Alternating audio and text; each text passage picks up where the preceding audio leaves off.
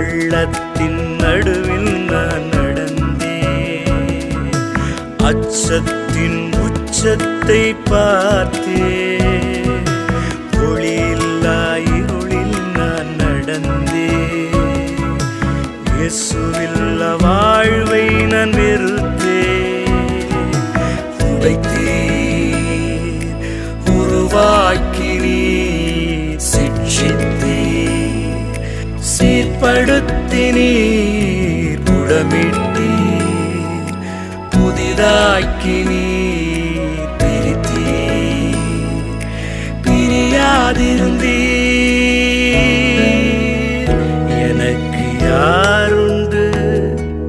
கலங்கின நேரத்தில் உம் கரம் என்னை நடத்தியதே.